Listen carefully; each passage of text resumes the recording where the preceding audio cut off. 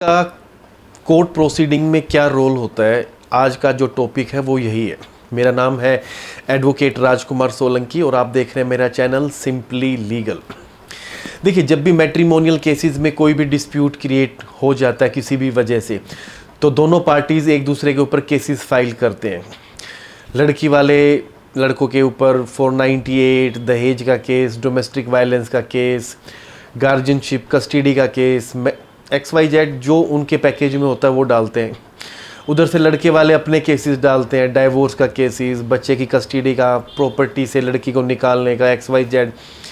एक लिटिगेशन कम से कम 6 से 7 केसेस का कॉम्बो पैक आता है।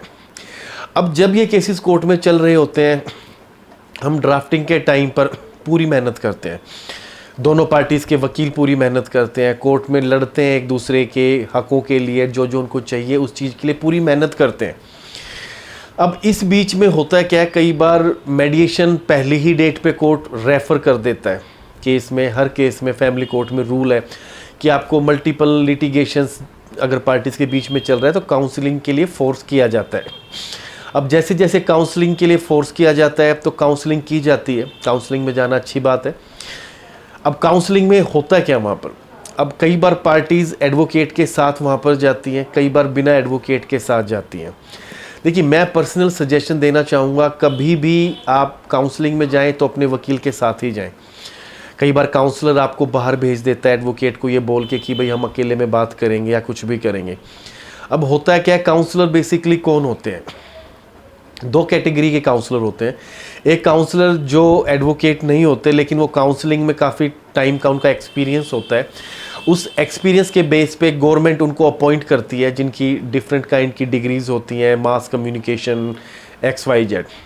अब वो उस डिग्री का यूज़ करके वहाँ पर काउंसलिंग देते हैं, लेकिन उनको गवर्नमेंट से सैलरी मिलती है और उनका एक ही मकसद है, मैटर को सेटल करना। अब वो मैटर को जो सेटल करने के तरीके हैं ना, वो अलग अलग लेवल पे होते हैं। वो किसी भी तरह से पार्टी को कन्विंस करते हैं, सच बोलकर, झूठ बोलकर, ऐसी ऐसी बातें बताकर जिसका कानून में कोई रोल नहीं है, का कोई मकसद है।